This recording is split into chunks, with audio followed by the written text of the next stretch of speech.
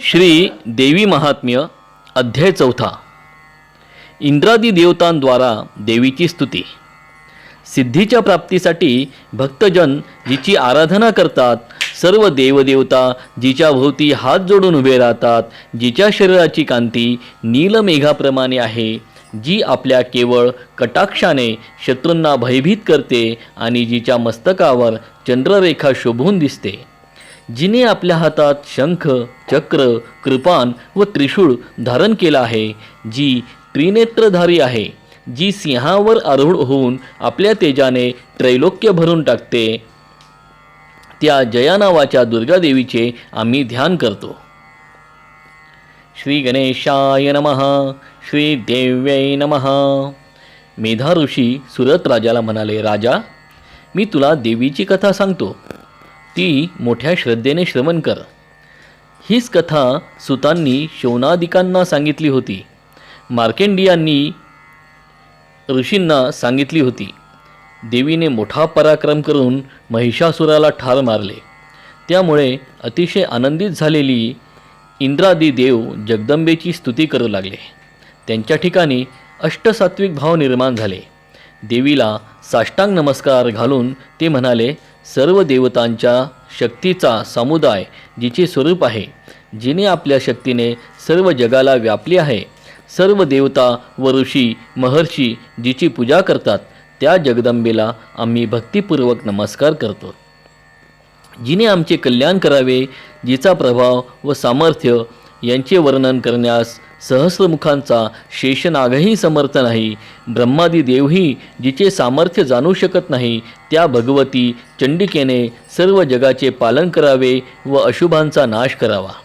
जी पुण्यवंतांच्या घरी स्वतः लक्ष्मी रूपाने व पापी लोकांच्या ठिकाणी दारिद्र्य रूपाने व पवित्र अंतकरण असलेल्या लोकांच्या ठिकाणी हृदयात बुद्धी रूपाने व सत्पुरुषांच्या ठिकाणी श्रद्धा रूपाने व कुलीन लोकांच्या ठिकाणी लज्जा रूपाने वास्तव्य करते, त्या भगवती दुर्गादेवीला आम्ही नमस्कार करतो. हे देवी, तू सर्व जगाचा सांभाळ कर. हे देवी, तुझ्या रूपाच्या, तुझ्या पराक्रमाचे आणि तुझ्या अवधूत चरित्राचे वर्णन आम्ही कसे बरे करणार. सत्व, रज, तम हे 3 गुण तुझ्या ठिकाणी आहेत.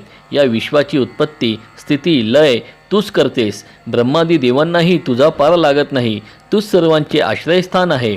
सर्व विश्व हे तुझे अंशभूत आहेत. सुवर्ण आणि अलंकार, घट आणि मृत्तिका, पट आणि तंतू यात जसा भेद नाही, त्याप्रमाणे तू आणि चराचर विश्व यात काहीच भेद नाही. तूच विश्वस्वरूप आहेस. तूच आदिभूत आहेस. पराप्रकृती तूच आहेस. हे देवी, तू सर्वांना पूज्य वंदनीय आहेस. आम्ही तुला भक्तिभावाने नमस्कार करतो. हे देवी, हे जगदंबे, तू आमचे रक्षण कर. हे माते, या विश्वाचे पालन करण्याची आम्हाला बुद्धी दे. अशुभांचा नाश करण्याची आम्हाला बुद्धी दे.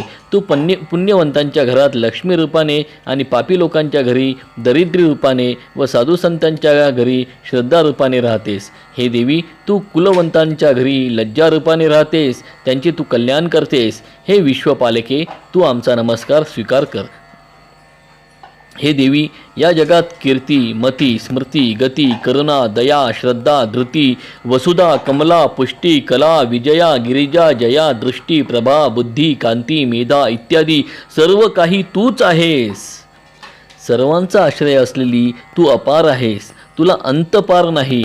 तू स्वहा स्वधा आहेस आणि तूच सर्व देवांची शब्दशक्ती आहेस. या विश्वाचे पालन पोषण करणारी तूच आहेस. हे अंबिके, तू या संसार सागरातील नौका आहेस. मधु आणि कैटभभारी विष्णूच्या हृदयात लक्ष्मी रूपाने वास्तव्य सुद्धा तूच करतेस.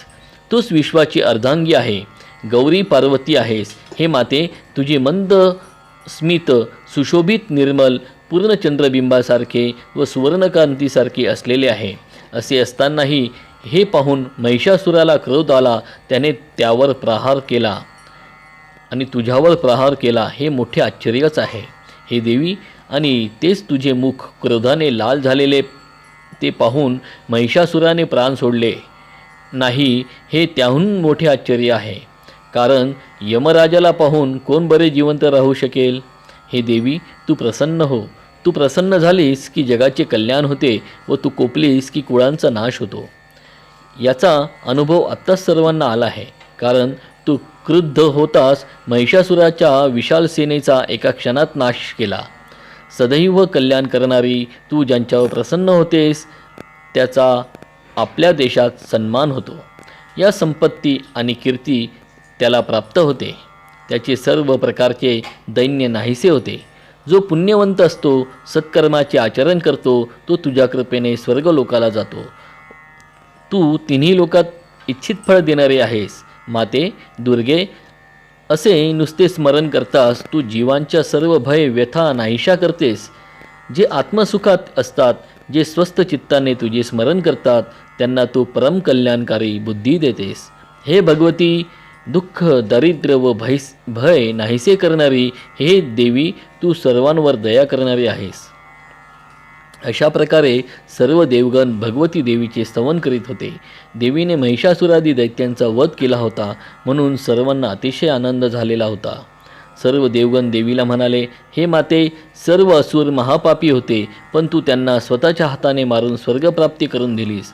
जशी तू मोठी कृपाळू दयाळू आहेस, तू शत्रूंना केवळ दृष्टीपाताने जाळून भस्म केले नाहीस, कारण दृष्ट दुर्जनांनाही स्वर्गप्राप्ती व्हावी यासाठी तू त्यांच्यावर शस्त्र चालवले व शस्त्रांनी त्यांना पावन करून स्वर्ग मिळवून दिलास. शत्रूंनी तुझ्या मुखाकडे पाहिले, त्यामुळे तुझ्या खडक पाशाच्या तेजाने त्यांची दृष्टी गेली नाही. अशी तू उदार आणि मायाळू आणि कृपाळू आहेस. हे देवी, तुझ्या पराक्रमाला दुसरी उपमाच नाही. तू वैऱ्यांवर सुद्धा दया करतेस. तू शत्रूंचा संहार करून अवघात त्रैलोक्याचे रक्षण करतेस. हृदयात कृपा व युद्धात निष्ठुरता या गोष्टी फक्त तुझ्याच ठिकाणी आहे. हे देवी, तुला आमचा नमस्कार असो. ही अंबिके, तू तुझ्या आशीर्वादाने आमचे रक्षण कर. हे माते, तुझ्या खड्गाने, घंटेच्या नादाने आणि धनुष्याच्या टणत्काराने तू आमचे रक्षण कर. हे चंडिके, तू तुझ्या शूळाने आमचे सर्व दिशांकडून रक्षण कर. त्रैलोक्यात संचार करणारे तुझे परम सौंदर्य, सौम्य रूप व अत्यंत भयंकर रूप आमचे रक्षण करू. हे देवी, तू तुझ्या सर्व शस्त्रांनी आमचे रक्षण कर. मेधा ऋषी म्हणाले, हे राजा, सर्व देवदेवतांनी जगदंबेची अशी स्तुती केली. तिची दिव्य गंध, पुष्प, धूप, दीप इत्यादी उपचारांनी मनोभावे पूजा केली. तिला साष्टांग नमस्कार घातला. त्यामुळे प्रसन्न झालेली देवी सर्व देवांना म्हणाली, हे देवदेवतांनो, मी तुमच्यावर प्रसन्न आहे. तुमची इच्छा असेल ते मागून घ्या आणि ते मला सांगा. तुम्हाला हवे असेल ते सर्व काही मी देईन. भगवतीने असे आश्वासन दिले असता आनंदित झालेले सर्व देव म्हणाले, हे भगवती, तू आमच्या सर्व इच्छा पूर्ण केलेल्या आहेत. आमचा शत्रू जो महिषासूर, त्याचा तू संहार केलेला आहेस. आता आम्ही काय मागणार तुझ्याकडे? तथापि हे महेश्वरी, तू जर आम्हाला आणखी काही वर देऊ इच्छित असेल तर हे माते, आम्ही जेव्हा जेव्हा तुझे स्मरण करू तेव्हा तेव्हा आम्हाला दर्शन देऊन आमचे संकट नाहीसे कर. त्याचप्रमाणे हे अंबिके, जे लोक या स्तोत्राने तुझे स्तवन करतील त्यांना धनधान्य, समृद्धी, वैभव हे देखील त्यांना प्राप्त होऊ दे. तसेच धन, श्री, संपत्ती देण्यासाठी आमच्यावर तू प्रसन्न हो. त्यांचे सर्व मनोरथ पूर्ण व्हावेत असे आशीर्वाद दे. ऋषी म्हणाले, हे राजा, सर्व देवांनी जगाच्या कल्याणासाठी देवीला असे वरदान मागितले.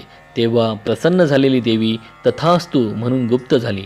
अशा प्रकारे सर्व देवांच्या शरीरापासून प्रगट झालेल्या महालक्ष्मीचे चरित्र 3 अध्यायात सांगितले. हे राजा, आता देवांवर उपकार करणारी ती देवी शुंभ आणि निशुंभादी दैत्यांचा संहार करण्यासाठी व सर्व लोकांचे रक्षण करण्यासाठी गौरी देवीच्या शरीरातून कशी प्रकट झाली ती कथा मी तुला पुढच्या अध्यायात सांगतो. असे म्हणून श्री मार्कंडेय पुराणाच्या सावर्णिक मन्वंतरातील श्रीदेवी महात्म्यातील इंद्रादी स्तुती नावाचा 4था अध्याय येथे समाप्त झाला. श्री जगदंबार्पणमस्तु इति शुभं भवतु. ओम दुर्गायै नमः.